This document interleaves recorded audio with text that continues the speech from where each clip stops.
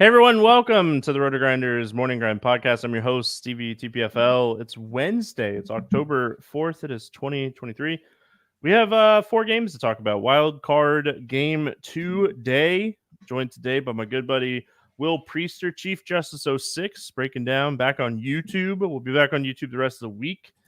So if you want to hang out with us live, make sure you subscribe. Hit those notification buttons and know when we go online. Most of the time, it's 10 o'clock. What's up, Will?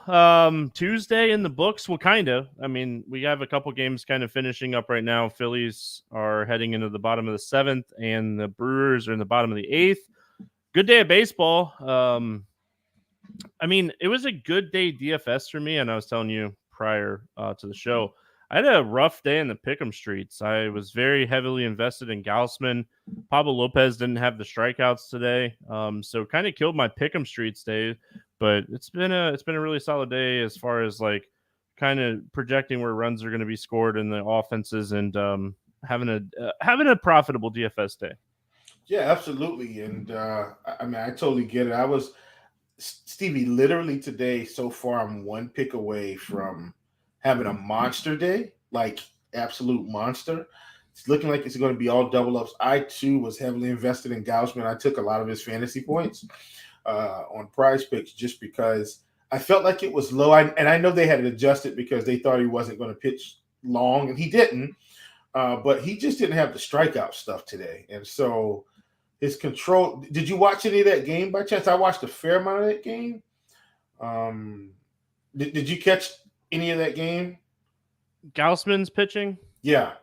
So I mean, it was really interesting because I mean, it almost like he had like a slight tell on his splitter because they just weren't. They didn't swing at it at all. No, none. So yeah, and he wasn't throwing it for a strike. I mean, he was low in the zone every time almost. Whenever he went fastball, he was getting some swings, but yeah, his splitter was awful today. I mean, I think I saw him when he was up against, and this was after he had the 2-home run, the 2-run homer in the first. I felt like every pitch I feel like he threw 4. I think he threw 4 balls and 1 strike to, like, I don't know if it was Julian or something. I'm like, man, it's just not working. And it really didn't start working until the 4th inning, and then he was gone. So, it's one of those things. So I'm going to miss on him at the 32.5 fantasy points. But everything else looks like it's coming through for us. So I'll take the double ups, and I'll be back tomorrow. They yanked Gausman a lot earlier than I expected. I'll just go out on 76 pitches too. Yeah. I at least thought he was coming back in the 5th, and I was like, man, he can have like a 12 pitch inning here. They might let him come back out, and they didn't. Yeah. So we move on. Obviously, like, must win game for the Rays, must win game for the Blue Jays. We'll update as we're going here. By the time we get to those last 2 games, like, we might have a final in Milwaukee. We likely won't have a final in Philadelphia. Yeah. So definitely think a lot of more pressure on the Rays today with Eovaldi on the mound, which I know that's our first game, but Texas offense is for real. Oh yeah. All right, let's talk about it. We got Texas at Tampa. 8 total in this game. The Rays, a 146 favorite. Eflin and Eovaldi facing off against each other. Like I mentioned, Rangers won on Tuesday. Must-win game for the Rays, or their season is over. Glasnow, he was a guy that struggled with command as well in that matchup. Let's start with Eovaldi on the road in Tampa. I mean, I think the one thing that we should at least note here is just how good Jordan Montgomery was on Tuesday. 7 clean innings. They were able to go Chapman and Leclerc to just go setup man closer. That bullpen is super fresh for this matchup.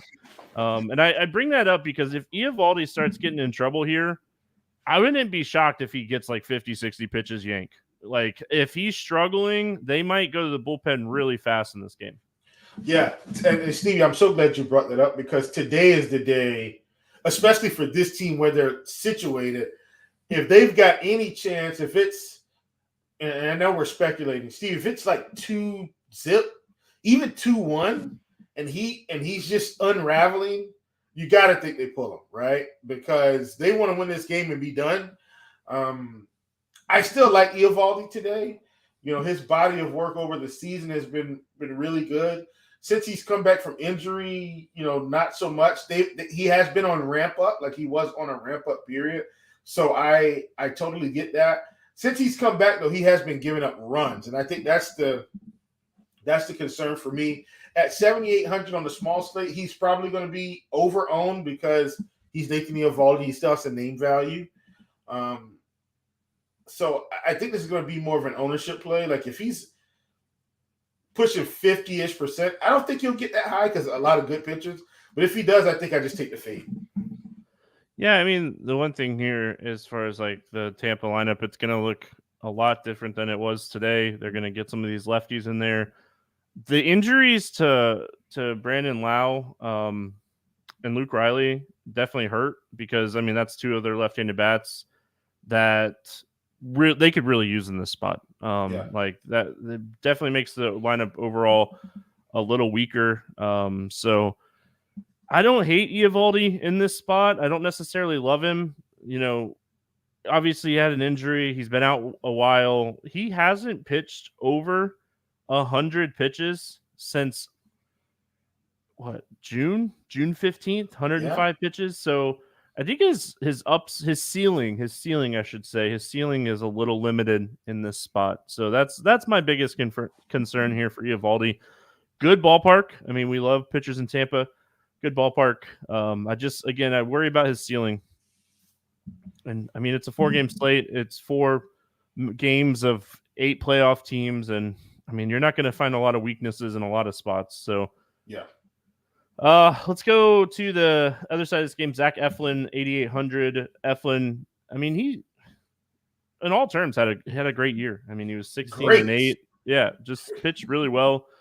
We saw Glasnow struggle, and it was more of a command thing for Glasnow.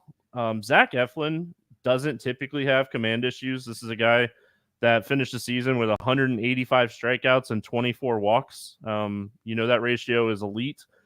Yeah. What are your thoughts here on Zach Eflin in a tough matchup against these Texas bats? To me, it's which Eflin shows up today.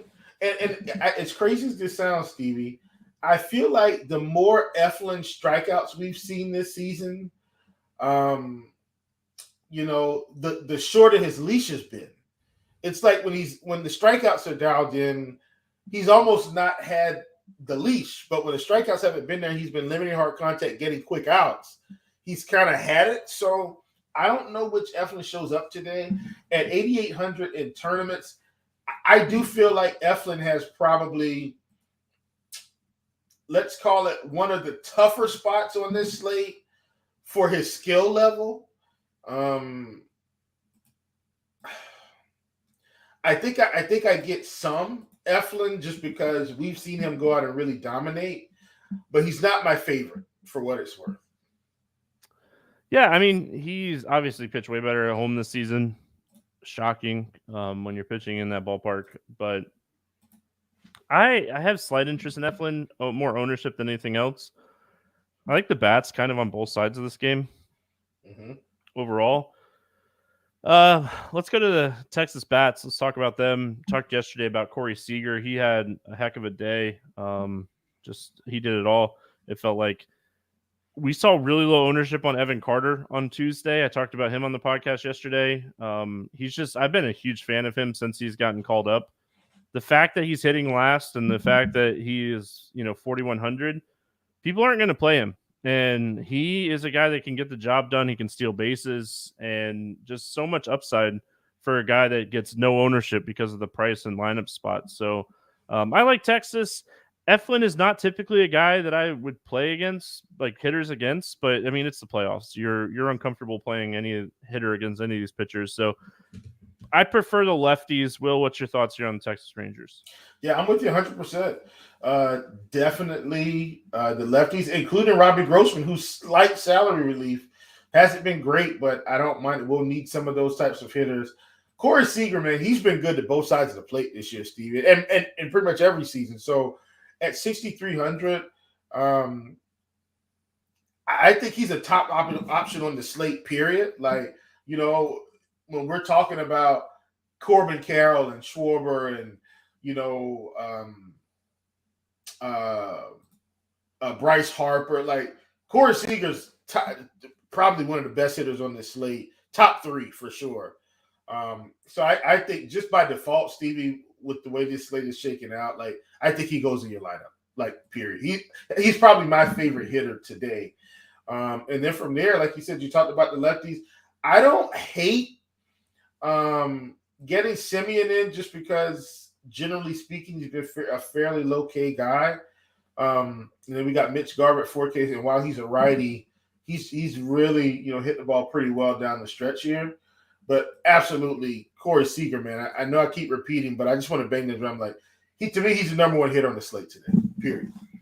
Yeah, I like the Corey Seager thoughts. Going to the Tampa side, I actually have a ton of interest in the Tampa bats today overall because, we get to this point of the season, and when we're in the playoffs, we don't really have a lot of bad bullpens. Texas is probably the worst bullpen. Them and Miami, probably the 2 worst bullpens in the playoffs. So, we're not just taking hitters against, like, these pitchers. Like, we are getting a majority of some of these games against bullpens. It's playoff baseball. Pitchers get in trouble. They don't let them go out there and eat up 4 innings and give up 8 runs anymore. No. A lot more bunts too, Steve. People are bunting all day today. Don't you love it? I absolutely hate it. But you mentioned it when we were talking about Eovaldi. He's just really been struggling since coming back from injury. His command is way bad. He has a 13% walk rate with a 21% K rate, but he's given up 64.5% hard hit rate over the last 30 days. Like, this is a guy that's been struggling as he's been ramping back up, and must-win game for Tampa. I like the Tampa bats today. Yeah, for sure. I had a guy in the prop shop today just say, man, playoff Randy, you just keeps getting hits, and the hit should be there today, at least early, against Eovaldi. So I like him a ton. Other guys that I like, Stevie, Harold Ramirez, like guys that just don't strike out. Like, he's 3,500. I think this is sneaky for him. I don't really have to sell anyone anymore on Paredes. Like, he's 4,400. He doesn't really strike out a ton. And so when you're adding these guys in, Yandy doesn't strike out either. But those little guys kind of on the back end, Stevie, have me very intrigued today. Paredes is probably my favorite out of the alternate bats for this team. Love him and Harold Ramirez. Yeah, I love the Rosarina call. This guy just hits. That's what he does in the playoffs. The 2 guys that I like here, assuming that like they play, is Jonathan Arnana. He's 2,800, lefty righty matchup. Should hit 5th or 6th in this lineup. I would assume he hits 6th. Yeah. So that's always good. And then Kim Nero is someone as well that should hit 1st or 2nd in this lineup. He has power upside as well. So looking for some cheap bats in this lineup because of some injuries down the stretch here for Tampa, we're getting a look at some different hitters in this lineup, and playoff pricing is kind of tight. I noticed, like, I didn't talk about it on the podcast a lot yesterday, but when I was making lineups here on Tuesday, I realized that like pricing was a little bit tighter than I thought it was going to be. So I think we'll look to getting some of these value hitters at the top of this Tampa lineup. You always worry about pinch hit risk, but it's not like they have a lot of guys just waiting on the bench right now. This lineup it stinks for Tampa. They had a phenomenal year, and some of the stuff that's happened and some of the injuries that's happened, they just have gone from a really good lineup to a lineup that's kind of struggling now, and it kind of stinks for them. Oh, playoffs, and we still forget to unmute our mic. Look at that. Oh, it wouldn't be a baseball podcast. I've gone weeks without muting, and of course it's playoff time and biggest stage of the year for us. I just flop like Daniel Jones on Monday Night Football. That was rough. Dolphins this week. Oh, it's going to be ugly. Stevie, enjoy your team's win. Just go ahead and count it in the win. No, I enjoy the win. I'm trying to figure out who I'm going to play from the Giants to stack with the Dolphins. Yeah. But yeah, I think what I was saying is I agree with you. I like Tampa. just in general. And, it sucks that their season may go down in flame. First of all, they got a tough draw, Steve. Like getting Texas, who has really been, in my opinion, probably a top 5 team in baseball in a wild card. Like, that's just a tough draw. Like, it sucks because Atlanta and the Phillies, everybody was so good in the division. So that's really what it is. The division was just so strong. But, not only their injuries, controversially, they also lost Wander Franco, which is a big part of this lineup. And so that's a whole nother ordeal. So, shout out to Tampa, but I like these lineup pieces today, and maybe they can push it to a game 3. I'd love to see a game 3. But I mean, I definitely think Texas wins the series. But yeah, same here. All right, moving on. We got Toronto at Minnesota. Jose Barrios, Sonny Gray, 8 total. The Twins, a 150 favorite here. We'll start with Barrios. I mean, he was really good down the stretch. Like in really games good. That they had to win, he pitched well. The only thing is, like, he got some good matchups with like Oakland, Kansas City, a Red Sox team that was out of it, and Yankees team quitting. Yeah, so I mean, how much do we trust the Barrios like stretch? We'll start with him. Minnesota, very healthy lineup. This lineup, they got healthy at the right time. They're almost full strength. And I mean, we kind of saw with Gausman. This is a team that we might actually worry about power-wise. Royce Lewis, the home run that he hit off of Gausman I think it was the first one or the second one? The first one. Okay. That ball was on his hands. It was a 98-mile-an-hour fastball on his hands, and his hands are so fast that he got around on that. It was incredible to watch. But yeah, what are your thoughts here on Barrios? Stevie, let me just say, as good as Minnesota's been, one thing still remains true. It's no different than the Seattle Mariners. Power's there. This team still strikes out. I don't want to ignore the fact that Gausman had really bad control today and still had 5 strikeouts through 4 innings on 76 pitches. Yep. Like, I think Barrios is going to pitch much better than Gausman did in the previous start because I don't think he's going to have those control issues. And that's not me saying he's going to strike out 10 guys. That's me saying I think he goes the distance here. Let me rephrase that. I think he goes 6 innings, and I think he gets a quality start. As bad as Gausman pitched, he still only gave up 3 runs.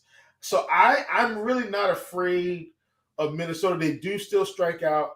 I think Barrios is in better form than Gausman because Gausman did start to unravel a little bit at the end of the season. He just started having these weird spotty performances. Whereas Barrios consistently, as you mentioned, had pretty good matchups, but consistently down the end of the season produced pretty well. I like Barrios here at 7,600. He's definitely my favorite cheaper option today. Yeah, good tournament boom bust play here. Like, I mean, we're going to talk about the bats that we like in this spot. There's a ton of power in this Minnesota lineup, but like you said, they strike out. The lineup that they rolled out on Tuesday, the lineup had a 27% K rate against right-handed pitching. So plenty of strikeouts. Barrios is a good strikeout guy. His strikeout rate was up almost 7% in the last month of the season. So kind of finding his stride at the right time. And if he can keep that going, 7,600 is a really fair price tag for him. And then the other side of this game, Sonny Gray. I think Sonny Gray is going to get some decent ownership today just because of his elite control and command and facing a very right-handed heavy offense. Don't be concerned too much about his last outing, only throwing 55 pitches. It was by design. Yep. Very much by design. I do think, like, pitch count-wise, he might be a little bit more, like, capped than some of these other guys. But I like the matchup. Like, Toronto on paper is a scary offense, but Toronto on paper is still very right-handed heavy. Yeah, for sure. I don't hate Gray today at 8,300. He should be able to get through, I think, enough of this lineup, enough innings. I'm not expecting like a massive strikeout game for what it's worth, and it could absolutely be there. So I'm not saying it won't be there. I'm saying that's not kind of what I'm looking for from him. I think if Sonny Gray goes 6 innings, 5 strikeouts today, and doesn't give up any runs, like I think we're feeling great about that performance from him. So at 8,300, I'm with you. Super right-handed heavy lineup. You'll see. I'm in on Sonny Gray, no doubt about it. All right, bats. Let's talk about some bats here. We'll start with the Toronto side. Anything jumping off to the page to you here for Toronto? No, nothing jumping off the page. Vlad Guerrero was a guy that typically I would, kind of play. He is low strikeout, but just hitting the ball on the ground a ton. So I'm not worried about him kind of, mushing me with a whole lot of upside in this spot. If anyone, possibly Varsho, but I think maybe he's okay. We did see Alejandro Kirk. I know he got hit today. Will he play tomorrow? Probably, but I did want to keep my eye on that one. But I guess Varsho would kind of be my guy as long as he cracks the lineup. Yeah, I don't hate this spot overall. Can I squeeze one more thing in there? Yeah. Brandon Belt might have been okay. He just strikes out too much now, Steve. His K rate is ridiculous, through the roof. Yeah, so but his power has gone up, so it's kind of a catch-22. Yeah, I know. So if you're chasing home runs, I don't hate Brandon Belt for that reason. He can go 1 for 4 with a home run. I'd be good with that. Well, hopefully he cracks the lineup, the home run trio tomorrow on Prize Picks, and I'll just take the under again and hope he strikes out 5 times. I will say, I talked about this yesterday. Biggio finished the season super strong. He is 2,800. I like this matchup against Sonny Gray a lot more than I like the matchup against Pablo Lopez on Tuesday. It's messing me up that we didn't do a podcast Monday, so it's messing me up. I keep wanting to say today is Tuesday instead of So as far as the Minnesota bats go, I like this stack. I think. Oh, and I say stack.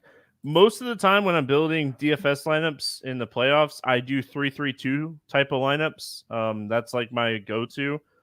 I don't typically 5-man stack. You don't typically see teams score 10 runs in the playoffs. 4, 5, 6, yeah, sure. We don't typically see these big breakout games, so I don't typically fully Don't worry. stack. The Braves are gonna go ahead and get that done for you this year, Stevie. One of these games, they're gonna explode. I can't wait. Only one? At least one. You're being a modest Braves fan. So, all right, let's talk Minnesota bats. Yeah, I don't ever hate Kepler. So let me say that. I know, and really, Steve, what was interesting to me is Correa was really far down the line. I feel like he was batting 6th or 7th. They just, like you said, the depth is back. So I don't hate Kepler today. Wallner's a guy that has some power at 3,400. He's going to strike out a lot too. I feel like Kirilloff was batting 2nd or 3rd or 4th. He was somewhere in that range. Excuse me, today. So I think if we want to stack Minnesota a little bit. I think he's in there for us, and of course Polanco at 4,600. He's going to bat 2nd or 3rd, and Julian is going to be 2nd or 3rd. 1st or 2nd. I don't hate that either. So I'm in on the lefties here for sure. And I think if you're mass multi-enter, you probably at least get maybe 4 deep on this team today, just in case the power really pops. Yeah, Royce Lewis obviously had a big game on Tuesday. He still has a hamstring injury. He's limping around the bases, so he's not going to be someone that you're going to get stolen base upside from. If he gets on base and ground ball, it's an easy double play. So I still like him for his upside.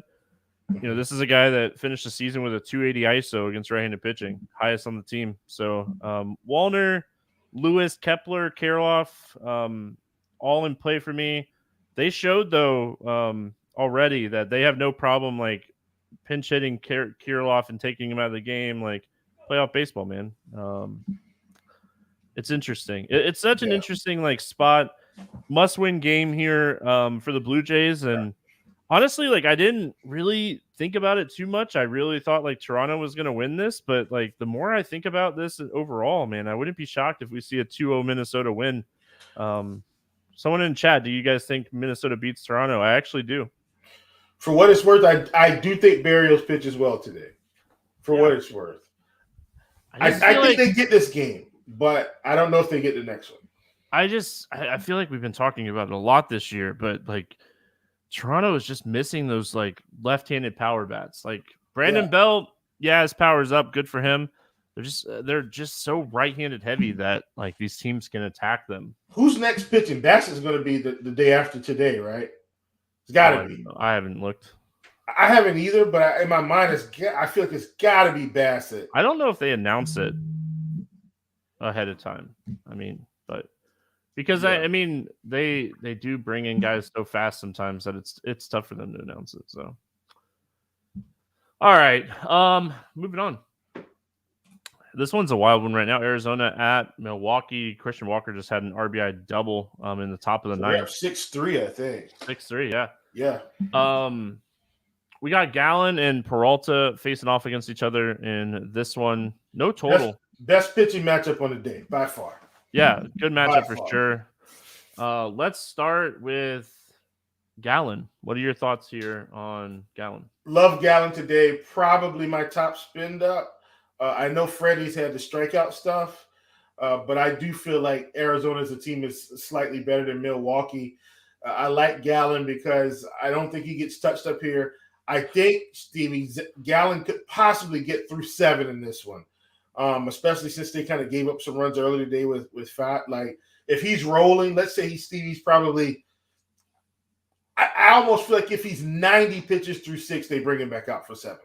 To try to close this thing out and extend that bullpen just a touch. So Gallen for me at 9,200. While he doesn't have a higher K rate than Peralta,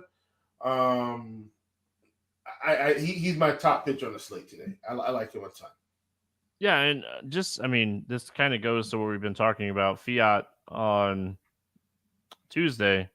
67 pitches, struggling. They went to the bullpen and they used a ton of guys. I think they ended up using 5, and I'm assuming we're going to get a 6 bullpen arm here in the bottom of the 9th against Milwaukee. Yeah.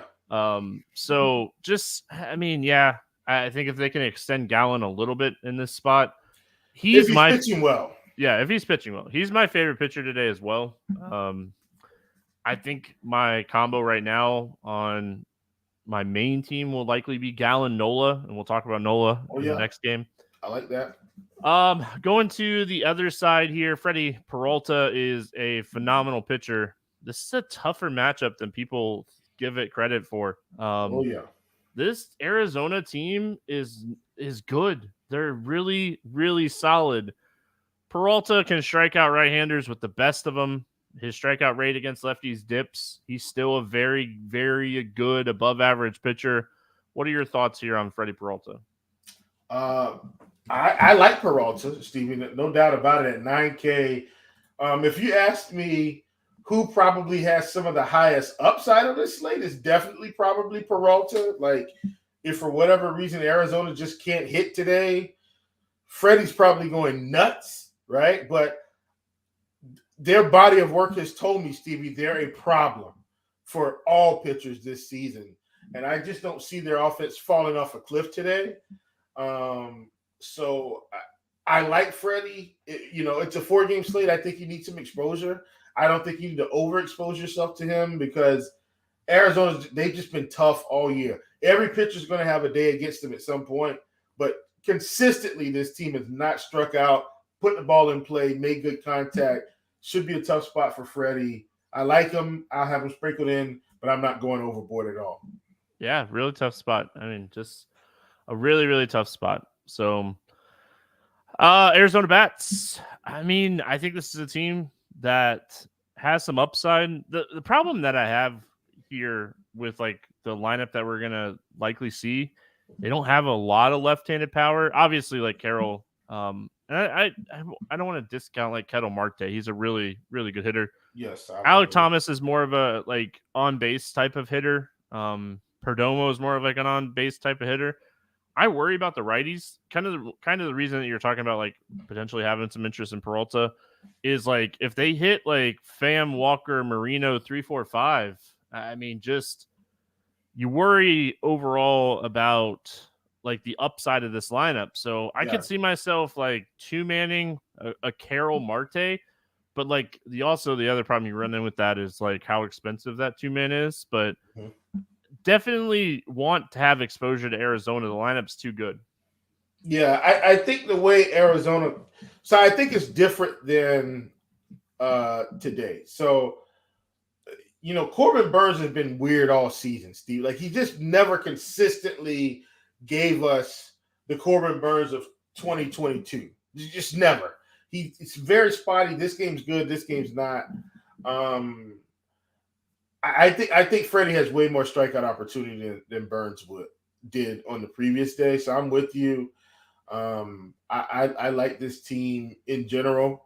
I'm with you on Carroll and Marte as well. I don't hate Moreno at cheap catcher alert.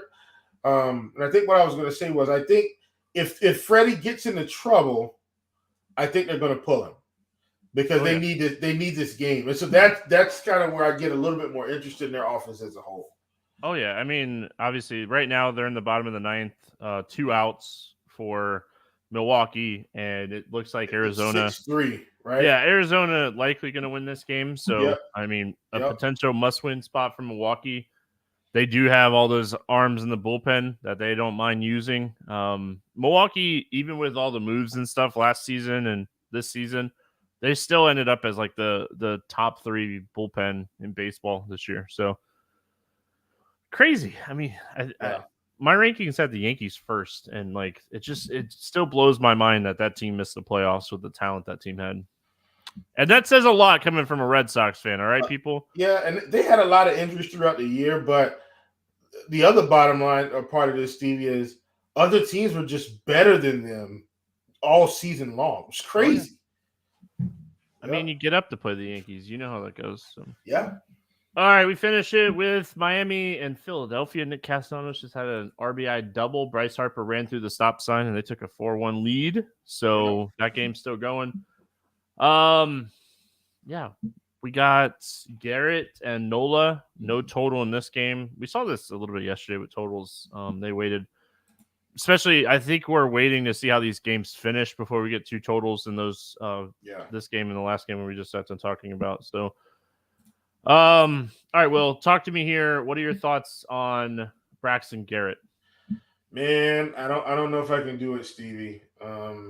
Like Garrett, I just like the fact, Stevie, that he pitched all season. No injuries, got through clean. Yeah. Like him and Luzardo, that's really good for this young team. That's what I'm saying. Like him and Luzardo, Stevie, they might be really good next season. Like really good. And I mean, you played baseball. For them to make it through, and I can't reiterate again, making it through this season healthy for them was huge. But I don't think I want to take a shot here. Look, he could very well go out here and put up 25 fantasy points, and I would not be shocked. But Philly is also a team, Stevie, down the stretch. They picked up steam, and they've been hitting well and playing well to close out this season. They've carried it into the playoffs. And he's got Aaron Nola on the other side, who I think should be able to pitch phenomenally here. So I actually think I'm going to fade Garrett because my cheap guy is going to be Berrios, or cheaper guy, if you will. It's going to be Berrios. So I think that's going to be the stand that I take. Philly offense is my favorite offense on the slate. I used them quite a bit on Tuesday against Luzardo. It worked out. Trey Turner had a monster game. Castellanos, like I just said, had that double RBI double there. And Trey Turner did not hit a home run, thankfully. No, he didn't. He had a couple stolen bases. Yeah, that's what we want. Oh, yeah. I mean, I played him. He had 20 fantasy points at 12% ownership, so I wasn't mad about it. Yep. So, yeah, I mean, overall, I don't have a ton of interest in Garrett. If we see Philly pick up more steam, they were really low owned for what I thought they were going to be. And, like, Alec Boehm was really chalky, but, like, the rest of the team overall wasn't that popular. So, I like Philly, so I'm going to probably pass on Garrett today. Ton of interest in Aaron Nola on the other side. listen, Miami Marlins, kudos to them. They have pieced together. They made the playoffs. They have a very young pitching staff that they have an incredible amount of talent.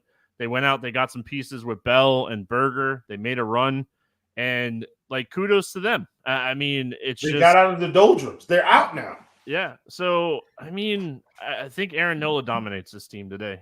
And I will, like, on my 3-entry max stuff, I'll probably play Nola on 2, and I might play some Marlins hitters on the third team just because he is one of those guys. When he's off kind of thing. Yeah. We saw it. What are your thoughts here on Nola?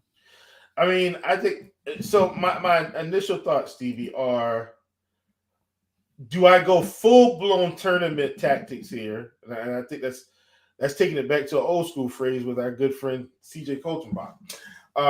Do I go full blown tournament tactics and fade Nola today because I think his ownership is going to be through the roof?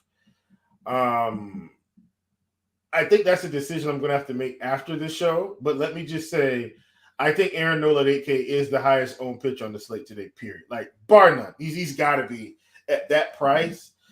Do I think he has a good game? Yes. Like, we saw Wheeler, who's a slightly different type of pitcher, don't get me wrong, go 6 2/3 against his team, 8 strikeouts. I'm not saying Nola picks up 8, but I think he can make it 6 innings and have a really nice outing. I definitely think Miami's able to run up Nola's pitch kind of a little bit faster than they could with Wheeler just because of their style of pitching. But at 8K, like, he's the number one guy for me in terms of point per dollar. Gallen is my favorite. I want to reiterate that. Gallen is my favorite. But I think point per dollar has got to be Aaron Nola. I think he picks up the ownership. I think if it's too high, Stevie, in tournaments, I'm taking the fade. But that's just a small slate tactic that I'm going to employ. Not that Nola's bad. I mean, his ceiling might be a little bit more capped than some of these other guys too. So if he is really chalky, I have no problem like getting off of him. And honestly, like people love this kind of stuff, but like he's really struggled against Miami. All 3 starts this year against this team. So if you want to play that angle, I mean, you could definitely play that angle. I think you're going to get big game Nola here, and we're going to see him throw a gem. And that's just kind of my thoughts. So and it's the late game too, so a lot of people will be watching this game, which would be good, real good exposure for him. Just people getting to see him pitch. He's a real good pitcher, like he really. Oh is. Yeah, he is. You were fading a Jazz home run, right? Yeah. There you go. You got to pop out the second base. So, that game's not over yet, but you're. Well, I was fading Soler, Jazz, and Turner. And Soler was before Jazz. Yeah, so you just need descending to end, and you get your profit and move on. All right, bats, Miami bats. If Nola struggles, I do think like it's going to be off of the bats of Soler, Bell, Jazz, Berger. Yeah. Like I can condense my thoughts and ownership down on the Miami side because. I mean, Arias is a guy that is really good at getting on base. That's not what we're looking for here. We're looking for upside. We're looking for home runs. We're looking for doubles and, that kind of stuff. So I really think like Soler, Bell, Jazz, Berger, you could probably throw like Jesus Sanchez into that mix as well. But I'm not taking the guys like Fortes and Birdie. Like, I don't want singles. Yeah, for sure. I think if Arias was 3,500, I'd be way more interested. At 4,500, I'm with you. He's definitely out for me. And I think I just have to agree with you, Stevie. Soler, Jazz, Bell, a little bit of Jesus. Like that's where you want to plant your flag today for sure. All right, Philadelphia side. I already kind of said it. Really like this offense. Oh yeah. I like them a lot against Luzardo. I think Garrett is a really talented young pitcher, and he has a lot of upside in his career. I think this is a really tough spot for him. And I'm going to load up on some Philly bats in this spot. They are a team that, like, throughout the year, we saw this team be really good against left-handed pitching. I mean, they've been a top 10 team all year against left-handed pitching. So what are your thoughts here on the Philly bats? Yes, Steve, I think for me, this is the one spot where me wanting to stack Philly, but also maybe avoid Nola. Man, I feel like I'm going to end up with for the way I think I want to build here. I feel like I'm going to end up with a lot of Barrios and Sonny Gray in this spot when I want to really stack Philly 4 deep with the big bats. So I just want to put that qualifier out there. Castellanos at 4,700, another favorite play of mine today. This should be a good spot for him. Trey Turner at 6K. I think he's still in play, Stevie. Now, I don't like him more than Corey Seager today, but at 6K, he's still another top bat here. I don't mind lefty for Bryce Harper, where he might get a little bit less ownership because of the, platoon or non-platoon advantage. So I just think this team in general, Real Muto, I don't have to really sell anybody on this team. Like, this is a good spot. Boom, 4,400. Like, just get these guys in. This should be one of the best offensive spots of the day. Oh, yeah. I mean, you got to wait all day. You're not going to have the lineup before lock happens at 3 o'clock on the East Coast because this game starts at 8. So, you're not going to have the lineup. And, I mean, maybe that's why, Turner was a little bit lower owned on Tuesday. But, I mean, when you're spending up for, you have to spend up. You're not getting cheap bats here with Schwarber, Turner, Harper, Castellanos, so you got to pay up for these guys. So I feel like we could see lower ownership just because people don't want to wait all day. And sign me up, man. I don't care when these games are going to happen. What does it matter? So yeah, for sure. All right, let's play the morning grind game. We have enough options. We'll use 8K as a cutoff for both sides, so we'll have 4 on both pitchers. So under 8K to get 6 or more strikeouts. Who do you got? Give me my good friend and buddy that I'm believing in today, Stevie. Don't stop believing. Journey. Jose Barrios. There you go. I'll take Nola because I just said I included him in the game, and that's cheating, but I don't care. Over 8K to score under 15. Who's your bust today? I think if I got to go with anybody, man, I got to go with what I feel like is the toughest spot of the day. Give me Zach Eflin at 8,800. Yeah, it really does. I mean, that is a really tough matchup. I mean, with Minnesota winning on Tuesday, I almost said Monday again. With Minnesota winning on Tuesday, I feel like if Sonny Gray gets in trouble, you might get a fast hook. I'll go Sonny Gray today. Over 4K to hit a home run. Who's going yard? Yeah, give me Seager. My top bat on the slate. Oh, I like that. I'll go Nick Castellanos against Garrett. Yep. Under 4K to get 2 hits. Who's a cheap bat that you like? Jose. Not Jose. Man, Harold Ramirez, 3,500, Tampa Bay. I really like him today in this spot. Game they got to win. Should be in a good lineup spot. Should have some guys in front of him to help increase his chances. So, like him a ton. I'll go Jonathan Hernandez for Tampa as well. 2,800, should hit 5th or 6th in this lineup, and he's really cheap. So, stack to score 6 or more runs. We're probably going to go with the same team. So, give me Texas. Yeah, I mean, I like Philly, obviously. Yeah, I was going with Philly. I made it very clear, but I do want to say for the game purposes, I'm going to go Tampa. I think we're going to see a bounce-back game for Tampa today. I think Eovaldi's going to struggle, and Tampa is going to be the key to winning tournaments on Wednesday's slate. I will say, Will, down the stretch, we gave the Phillies so much crap for just how, thrilled, I'll use that word, how thrilled they look out there. But, man, we saw some fire. I watched almost this whole game. We saw some fire from Philly in game 1. They just won 4-1. Miami's in a must-win spot now. Profit secured. Yeah, there you go. Me too. Yeah. So I'll take it. I'll take it on the DFS side. Bad pick'em day. Got to bounce back. So any final thoughts before we get out of here, my friend? Negative, my brother. Listen, I was glad to come on and talk playoff baseball, man. I appreciate this. I had fun. Oh, yeah. Always a blast. If you haven't already, get over in the Discord. Will is giving out stuff all day long. The Discord has been fire with CSGO, everything going on. Join the RotoGrinders Discord. Join the Chiefs Prop Chop. I'm going to say it every time. Prop Shop channel. That's an old joke for anybody that has listened for a long time. So make sure you head over there, check that out. It's free. The Discord's free. Almost every channel now in the Discord is free. Just a few behind the paywall ones now, including NASCAR. Sorry, everybody. Hope everyone has a fantastic Wednesday. We're back Thursday talking whatever baseball games are left, if any, and Thursday night football. So have a good one, everyone. We'll see you then.